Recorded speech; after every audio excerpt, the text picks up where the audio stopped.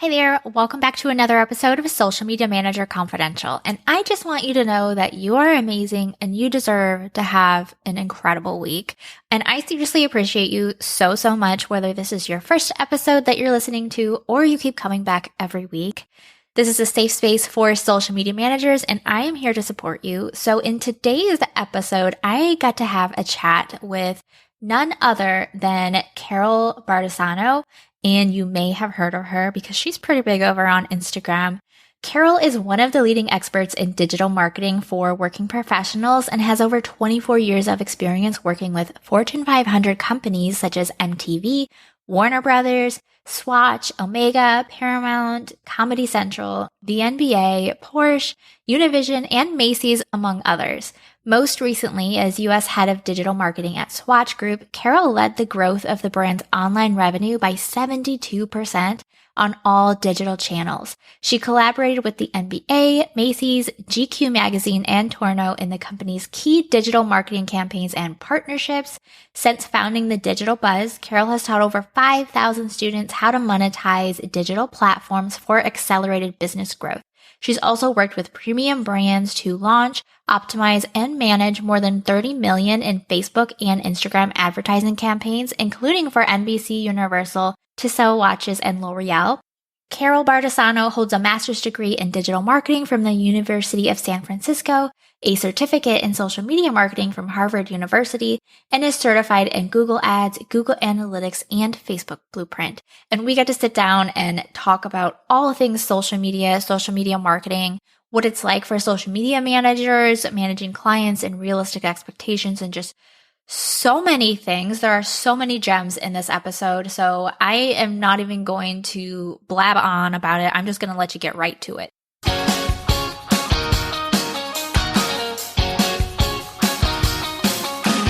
Social media management is notorious for being high pressure, competitive, and changing literally every day, which is why it isn't surprising that most social media managers get burned out within the first 2 years.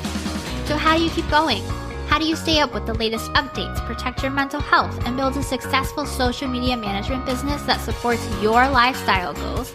Whether that's working from home with your kiddos or jet setting around the world, that's what this show is all about. Welcome to Social Media Manager Confidential. I'm Shantae Gorman, founder of a six-figure social media management agency and mentor to social media managers.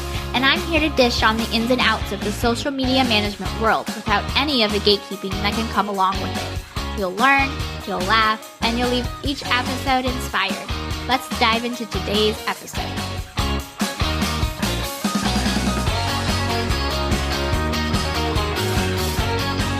Hey everyone, I am back with Carole, and I am so excited to talk to you. I've been waiting to have you on the podcast. So hello, welcome.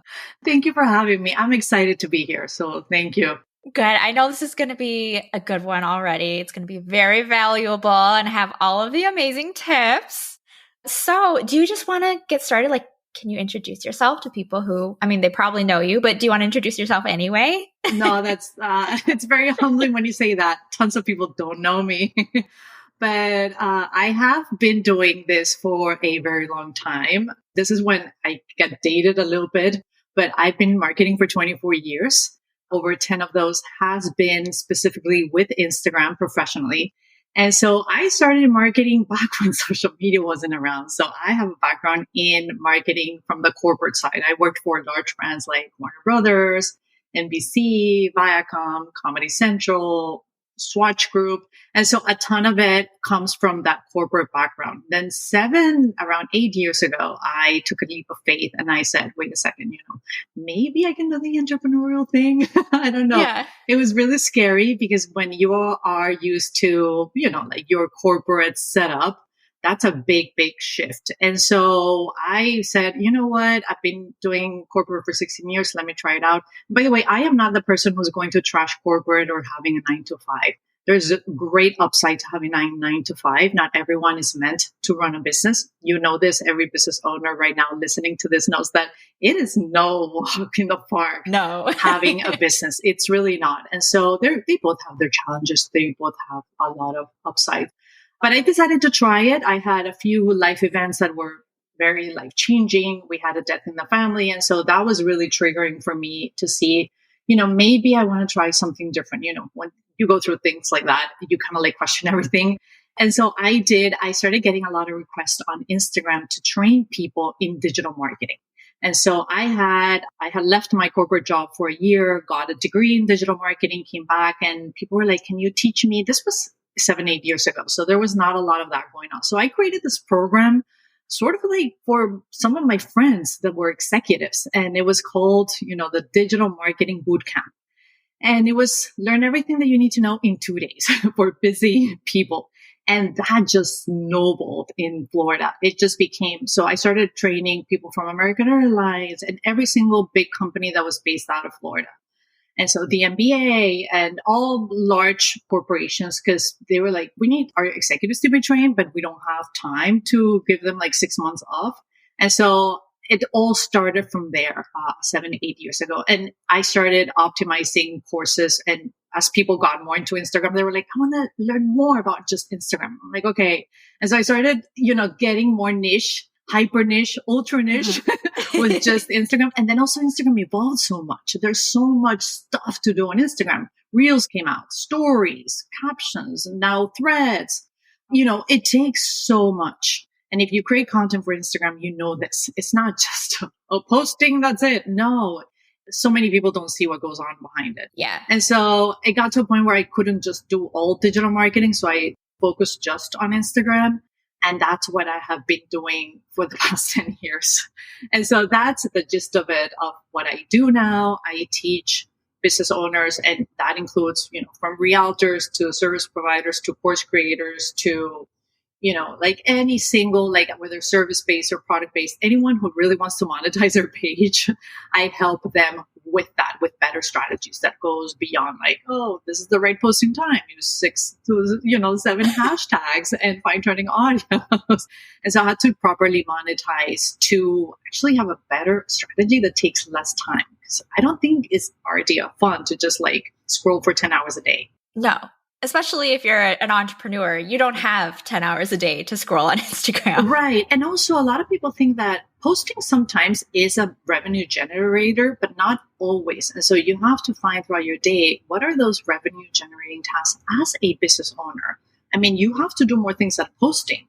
I mean, sometimes you're doing taxes. Sometimes you're like following up on clients. Sometimes you are creating these proposals. You're not there. And so you need your content to work for you, even on days when you're not posting. That's why, goal-driven content strategy is so important. Oh, I love that. Yeah, I'm big into every post has a goal and not all of it is getting engagement. Yes. Some of it is, when you sell, and I'm sure we're going to talk about this, but when you post where you're selling, you're going to get less engagement. And that's the whole point. You want people to leave Instagram or do whatever to follow through on your call to action. It's so true. I love that. So I know you started your business. I like how your niche kind of found you. Like you started out broad. And that's what I tell social media managers too, is you don't have to pick a niche right away. Like maybe try out different things. And then as you get experience and as your business grows, your niche kind of finds you, which is the same as me. Is I worked with all different types of businesses. And then I ended up like working with service providers that like had their own personal brands. And like, that was the niche that just kind of came to me as my clients came to me. So I like that is a good example of it. Yeah, agreed. What is your favorite thing about working in social media? So I love, just the fact that maybe this is me because I come from traditional media. And so if anyone has not have traditional media background, but you've seen the show Mad Men, yeah, maybe you can relate to this. But back in the day, if you had a brand, if you had a business, a tiny business, you had no access to promotional opportunities. And so only large businesses got promoted on TV, radio, film, and billboards. You had to be, like Colgate or Palmolive or like Toyota, like those, Coca-Cola, Apple. Unless you had hundreds of thousands of dollars, you really could not promote your business. And so now, and people complain about the algorithm and the changes and the updates and blah, blah, blah, blah. And honestly, you have the opportunity to have a storefront that's open 24/7 for anyone who visits, to have your own channel. I mean, like, I come from television. So, like, the fact that you have your own channel and you can post whatever you want Uh-huh. and do whatever you want and be whoever you want, the fact that you have this opportunity for free, I mean, yes, I know organic marketing is not free because your time is valuable, but still, you have this opportunity. You can talk to clients via the DMs. You can interact with your ideal clients, through other accounts. You can meet, you can network with peers. The fact that we have this now is something that I don't take for granted for a single second. And it's because I do have that background, but I do see younger coaches, and younger business owners where, like, it's the endless cycle of, like, oh, another update. And, like, that's so much easier than when you had to hire an agency for hundreds of thousands of dollars, get your spot booked in TV for millions of dollars, and literally only the big guys got to have that opportunity. And now that's not really true. Like, a small bakery down the street can have an amazing Instagram and make money without having to go through TV, through radio, through agencies, through any of that. They can talk to their customers. And you, as a customer, can talk to the brand. I mean, you can write to Lululemon and they'll answer you. You know what I mean? Like, and so that is just, like, I love that part. It's such a blessing as a marketer, as a business owner, as a person, as a creative. I mean, if you just want to use Instagram as a hobby, I mean, imagine that. An entertainer, anything. I love that perspective. That's a great way to approach it, like mindset wise too, of when people are complaining about all the, like, little nitpicky things, where maybe take a step back and put it into perspective here. Right. Exactly. I mean, it is so much better than it was before, honestly. Yeah. It makes it a lot more accessible too. Yeah, exactly. You don't have to have, like, $1 million business. Exactly. I mean, the opportunities are there and you can be as creative as you want. I mean, when you work in corporate, you do have so much restrictions, so much red tape. And so when I talk to business owners, I tell them, listen, you understand that when you create content, you don't have to go through a chain of command where ideas go to die. You can post whatever you want, And so this is a huge opportunity. So from the corporate side, you have to, if you have an idea that you see something at the Met Gala, oh my God, it has to go through the CMO. It has to go through, like, legal. And sometimes it can happen because big brands have a big reputation. And so there's a lot of things that you can turn around and be like, wait a second, I can do what I want. So I can be funny. I can be, like, witty. I can be, like, edgy. I can be, I have a strong tone of voice in my Instagram. If you follow me, you know that I have a very no BS approach. I tell it like it is. I ruffle a ton of feathers. And I could have never done that in corporate because corporate is, very clinical, very proper. And so I take advantage of that. Of, like, I'm my own boss. I mean, if I get unfollowed, it's on me. But if I make sales, it's on me. Right. And so that's a part. You got to look at the upside of whatever situation you're in. I love that. Okay. What about your least favorite thing? There's a few. Okay. So definitely Instagram will have you believe that everyone is achieving more than you.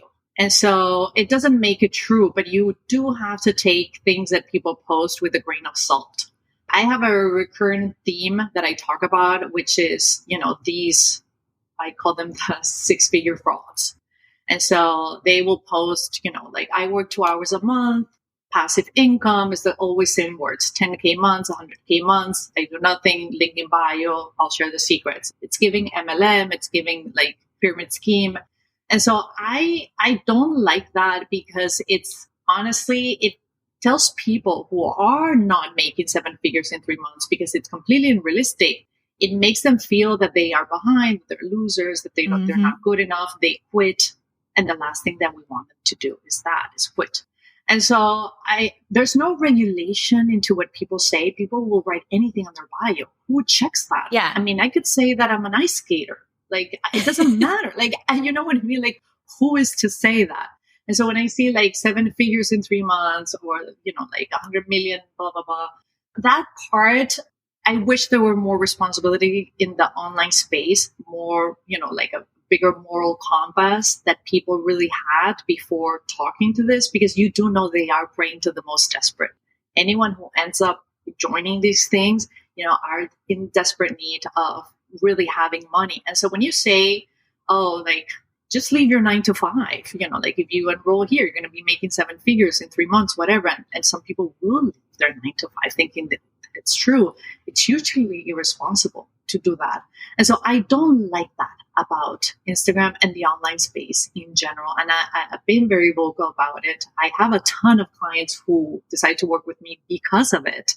So they're like, thank you for saying that. But I do feel strongly. I mean, I'll die on that hill because it matters that much to me. Because as a real marketer, I hate that people think that's marketing. It's not. Yeah, it's very unethical. It's unethical, but it's also really low-hanging fruit. Posting a revenue screenshot, not marketing. No, you were only doing that because you don't know real marketing strategy. And so we all get bundled up into this whole like marketing is icky. Marketing is not icky. They're icky. Yes. It's not marketing. I agree. I am right here with you. Awesome.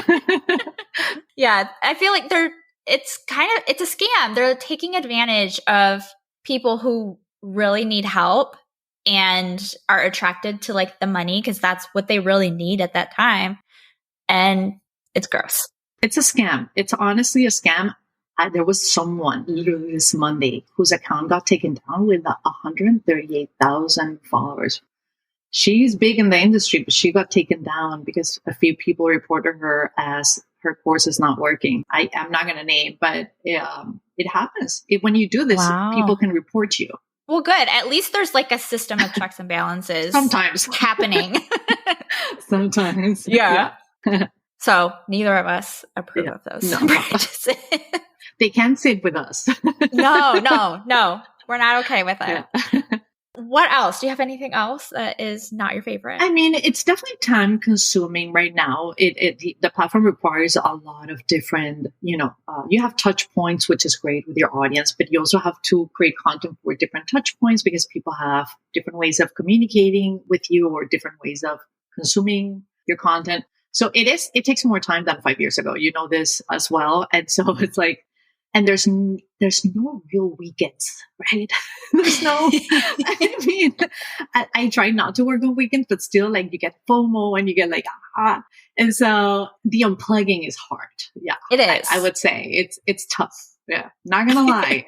Even for me, like, and I'm big, I talk a lot of mental health, but sometimes I'll sneak in. I'm like, Yep. Yeah. I'm right there with you. I try to unplug on the weekends. I don't post. I don't do stories. I try not to DM, but when I have a second of downtime, I just happen to log on and check my notifications. Like, yeah, it's working hard. at it. Yeah. There needs to be a program for that. How to unplug. There you go. Yeah. Yeah. Group accountability. Yeah. I think that would be a huge part of it. That'd be great. Okay, so what I really want to talk to you about, because I know we're both passionate about it, and you just posted, it was stop posting so much relatable content if you want more sales. Okay, let's hear it. Can we hear a little bit more about that thought process? Yeah.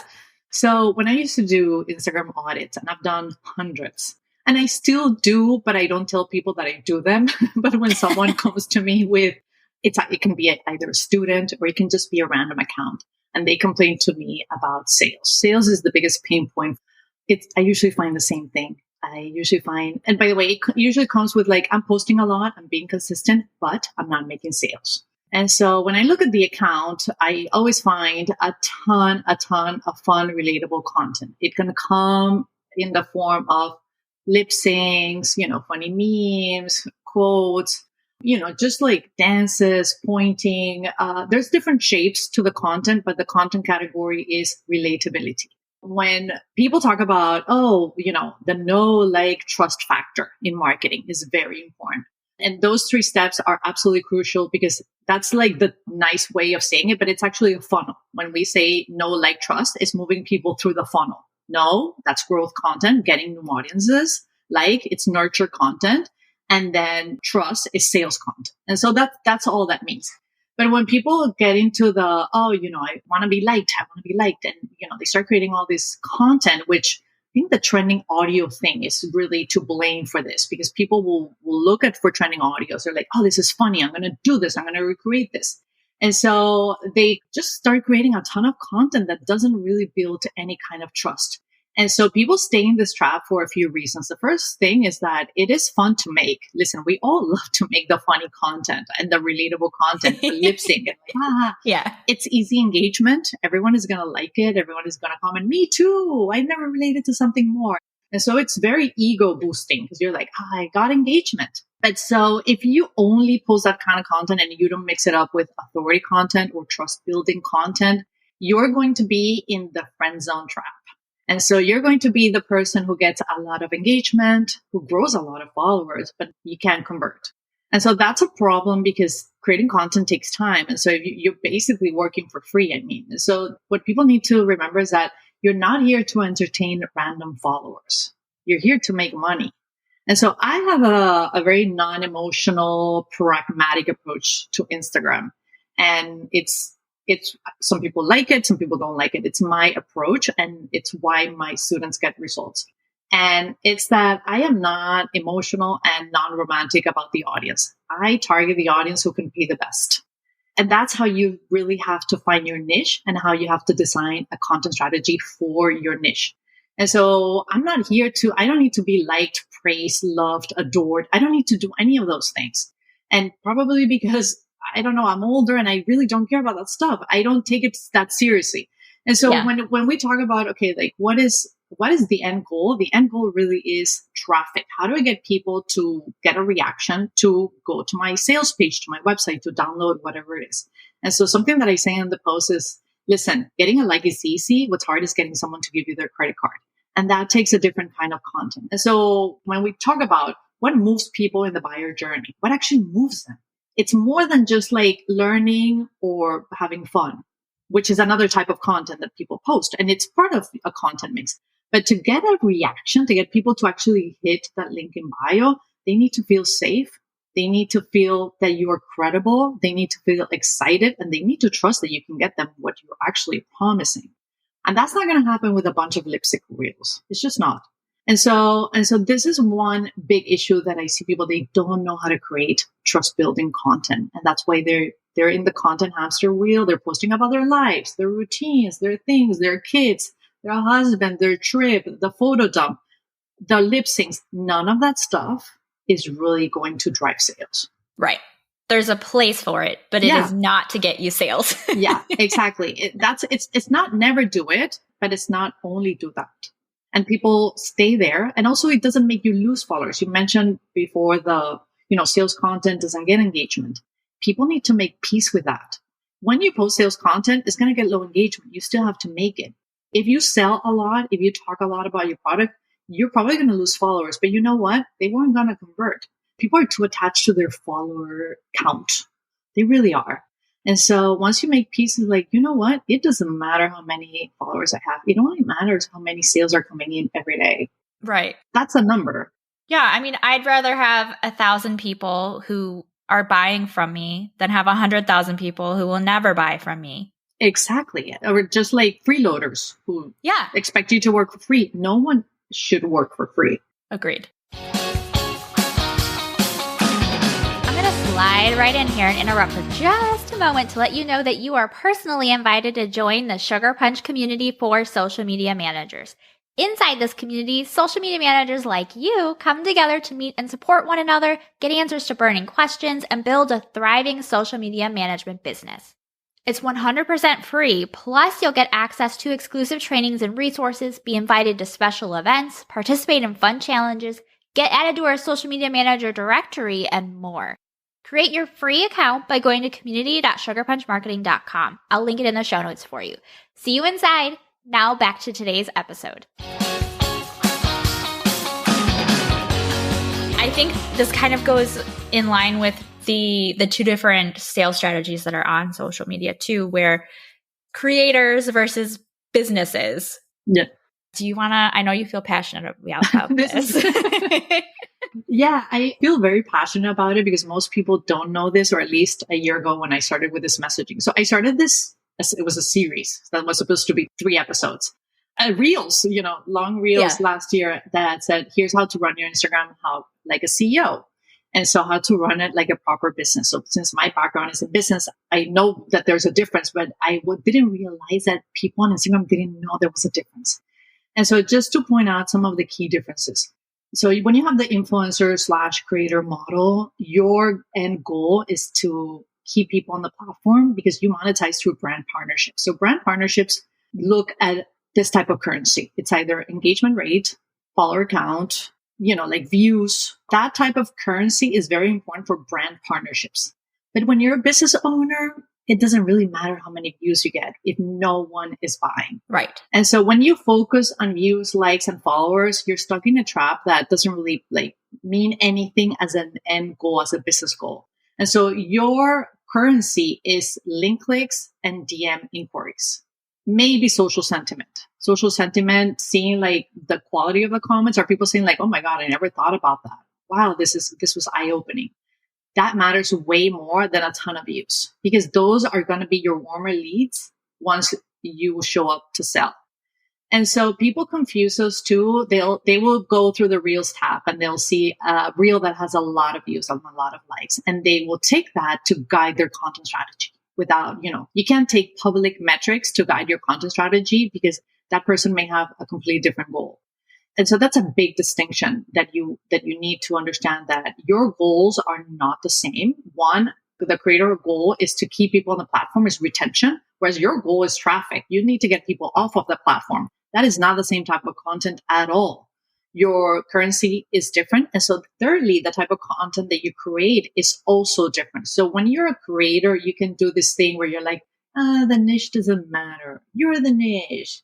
It's my passion. You can do all that because brands are going to partner with you because of your personality. When you're a business, you better niche down because unless you are famous or like a celebrity or Kardashian, no one really is going to stick around if you're just posting randomly every day. And so your content has to serve a specific audience that has to do with whatever it is that you offer. And so let's say I am a wellness coach and I teach how to get you healthier. And I do this for working moms who are busy. I am about wellness. I am going to teach you, maybe I have a course on how to eat healthy on a budget, and I do all those things. If I start posting about makeup, it's such a waste of time. I don't teach makeup. I'm not selling anything about makeup. I'm not selling lipsticks. And so, it's fluff content. It dilutes your brand. You're wasting your time because creating content takes time. And so it's just it's useless. And so what this does is that it makes you very intentional. You ask, and I use this, is it ROI, return on investment, your time investment, or is it ROE, return on ego? Who is this for? What is this for? And so it's a very different type of approach when it comes to Instagram. I love that. That's so smart. I think I'm going to start using that too. Return on ego. makes people be like, oh, wait a second. And so when you're creating something, you're like, what is this really for? That's the conversation you need to ask yourself when you're posting. Yeah. And that might be helpful for social media managers dealing with clients even is, why are we posting this? Is this for your ego? Exactly. Is this for your business? And let me tell you a quick story. So, I don't want to name the name, but I used to work for a large company, and they would be like, can you post these photos of our executives in last night's cocktail gala? And I was like, who cares? They're executives. Why? This has nothing to do with the brand. And I was forced to post them. It was for ego. It served no purpose to the audience. Who wants to see executives, 50-year-old executives on the Facebook page, right? I mean, how is that valuable content, Right. Yeah. And so, yeah. So even big brands have to deal with egos. So much. Those are worse. I'm sure they are. I had so many stories. One day I'll write a book.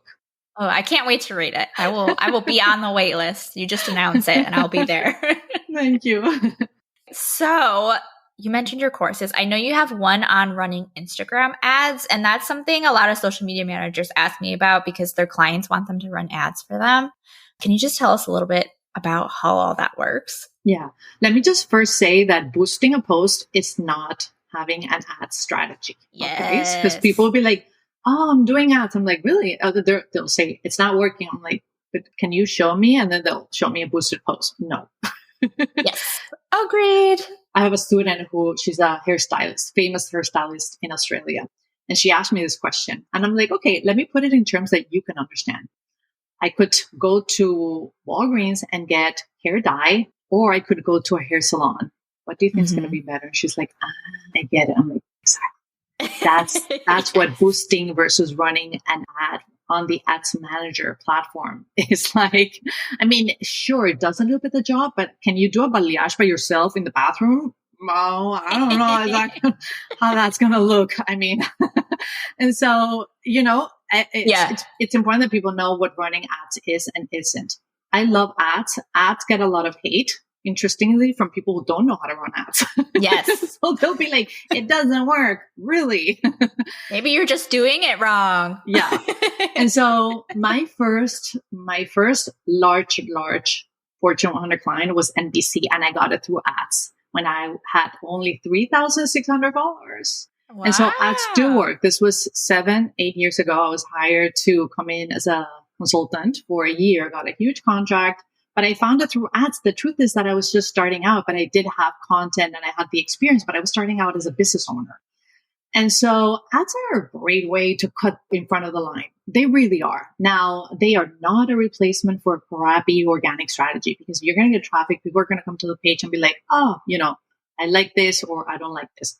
And so it is the next step, natural step into, really creating scale. So ads give you scale, it gives you speed, and it gives you a quality audience, because the targeting capabilities are so refined that, you're not wasting time like, oh, I'm just going to do a ton of reels and like post and pray that it's seen by the right audience.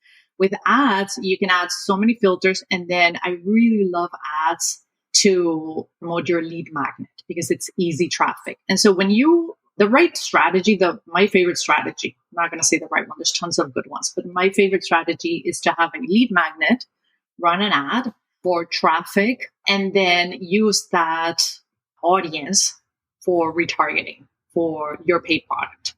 And so you can use that audience that downloaded the freebie. You can also create a lookalike audience based off of that, and create all these audiences that are super high quality.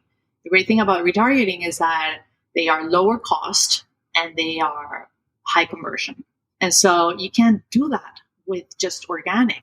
I mean, it takes longer with organic. I adore organic marketing, but the mix of both really is such a powerful mix if you know what you're doing. Yeah. And by the way, I encourage people who want to do ads to learn ads, even if they're going to hire an agency, because I cannot tell you the amount of times I train agencies. I used to train agencies. They don't know what they're doing. Yes.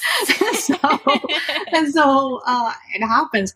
Even to ask the agency and for accountability, you need to know how the thing works, whether you're going to do it yourself or you're going to hire someone. It's sort of like that car mechanic. They'll fool you. Yes, exactly. That's what I was going to say, is there's been a lot of clients that have come to me after working with an ad agency who promised all these things. And then they come to me and they're like, it didn't work. And I threw my money out the window. And then I'm like, well, what about this and this and this? And they're like, oh, I don't know about any of that. And so. Yeah. Or they just set up the ads and forgot it. And it's like, it doesn't work like that. You have to, test like at least 10 variations, and you have to optimize, and you have to do budget optimizations. Yeah. I mean, it's not just, I'm just going to put this creative. Yeah. It's a ton of work, but it's why you make money from it. I mean, the ROI is good when you know what you're doing. Agreed. So for social media managers, if they have clients who are interested in ads, what's like a good, no, you're not ready for ads, or like a yes, you are? Like, where does that line fall? Okay. So if you have already nailed down your content strategy, who is it for? Who do you serve? You already have some traction in your account organically. Your sales page is A++.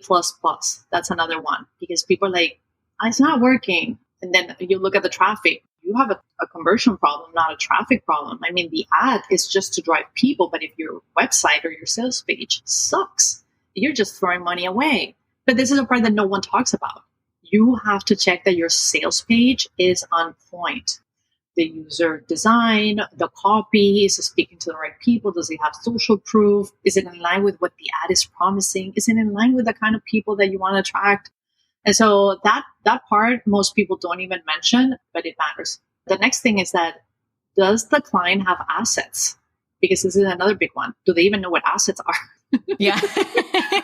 Because I work with people like, where are the assets? What is that? No, I mean, like, and that you're talking about a different role there as you as a social media manager. Are you creating the assets? Who's supporting this? How much time do you have for this?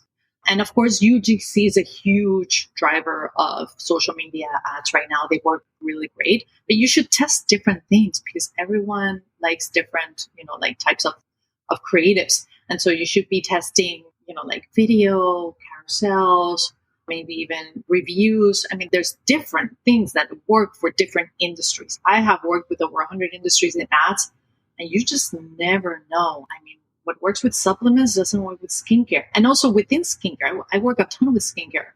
And I consulted with L'Oreal, and what they had is very different with another company that I worked with that's called Wilma Schumann. They're a German-based brand. They're huge, but it was so different for them because they were clinical. And so, you gotta test things because you just don't know. Yeah. Yeah. I love that. And it's not even like a one size fits all.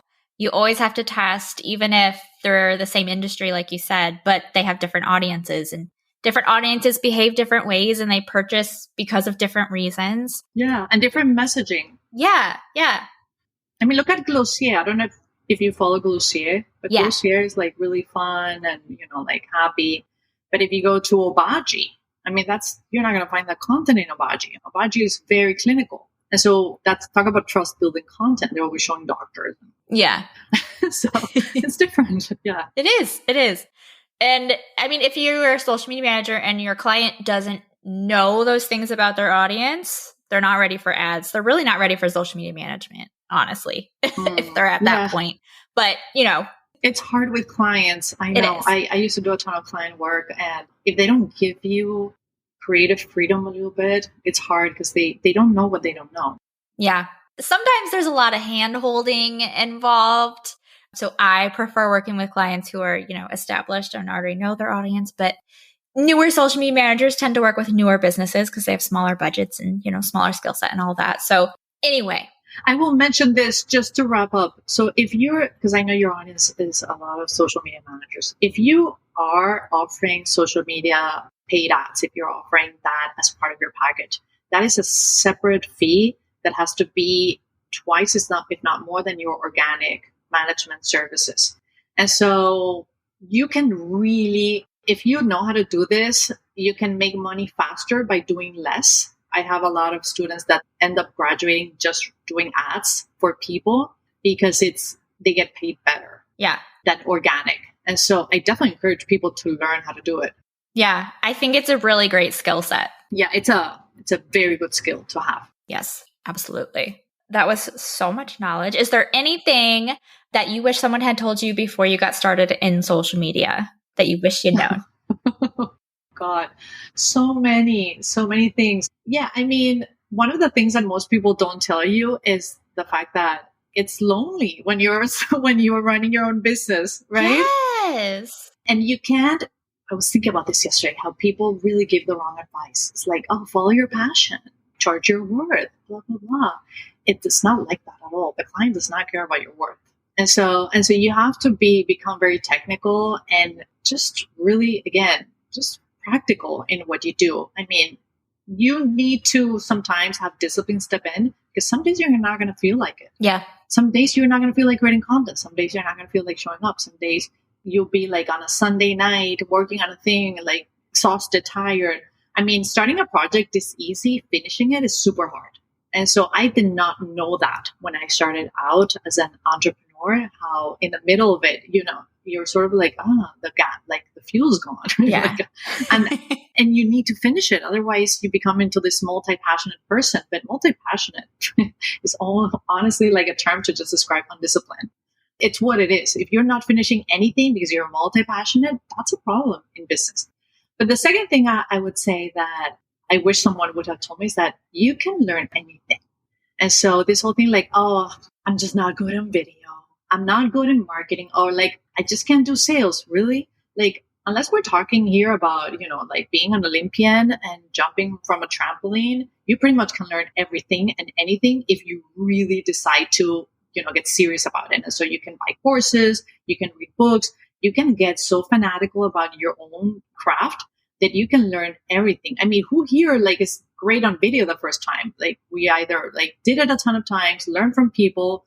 I mean, there's people who know already what you need to know. So why not do it, right? You don't have to figure everything out. I wasted 2 years, the first 2 years, trying to figure everything out by myself. And it was honestly such a waste of time. And then, like I'll give you an example. So talking about ads, I hired someone, a Facebook employee, a former Facebook employee, to teach me Facebook ads. It was $3,000 for 2 hours. That was a lot of money for me at the time because I had just started out. And so I was like, but I wanted to learn from the best. I mean, like, who better, a Facebook employee, And so I learned this. I mean, imagine I created a course, sold it. There's over 6,000 students. I mean, there. And it's best ROI. But I wanted to figure this out, but it was so much easier to just hire someone to teach me. Yeah. But know that you can learn everything. Like there's no one else is more special. No one else is more gifted. There's no such thing as like, oh, that's talent. It's really grit, what you need. Agreed. I love that. I think that's a lot of people just gloss over it, but you got to work hard. You can't give up. You got to be determined. Keep showing up. Yeah. There's going to be lows. There's going to be a lot of lows. Yeah. You just got to keep getting through them in order to get to the good part at the end. It's so true. And also one bad day does not mean a bad business. It's just one bad day. That's all it is. Yeah. Agreed. Ooh, I think I might title something about keeping things in perspective this episode, because I feel like we keep like coming back to that topic. So I'll have to come up with like a good hook for it. But thank you so much for coming on here. I'm sure everyone's going to love this. Thank you for having me. This was so much fun. I feel that we could talk for hours and hours. I think we could. Yeah. You're the best. And I appreciate you having me. Can't wait. Thank you. Thank you so much. Do you want to tell everyone where they can find you? Yes. So you can find me on Instagram at The Digital Buzz. Just send me a DM. I'll be happy to say hello and to chat and how you can work with me. Perfect. And we'll link it in the show notes so everybody can find you there as well. Make it easy. Click over. Well, thank you so much for coming on. Thank you for having me. This was the best day. Oh, thank you. Oh my gosh. Carole is amazing. I think we could talk for hours. And I did join an Instagram live with her after we recorded this podcast. You can go hop on over to her Instagram account, which will be linked in the show notes for you if you want to give that a watch. We talk about bad Instagram advice that gurus have been giving and what we think about it, which was really great. You can learn more about her and all of her things linked in the show notes. Definitely go say hi, let her know how you found her. And if you have any friends who are social media managers struggling with this, share the link to this episode with them and help them out. And if you're not already following this podcast, make sure you hit the follow button or the plus button in Apple Podcasts so you can get brand new episodes delivered straight to your podcast app every Friday. Thank you so much for listening. I'll catch you next time. Thanks for tuning in to today's episode. Learn more about my digital template shop, online courses, and mentorship program by going to my website at sugarpunchmarketing.com. And while you're there, make sure you join my safe, supportive community created exclusively for social media managers. It's 100% free to join and packed with really amazing resources, trainings, and people. See you next time.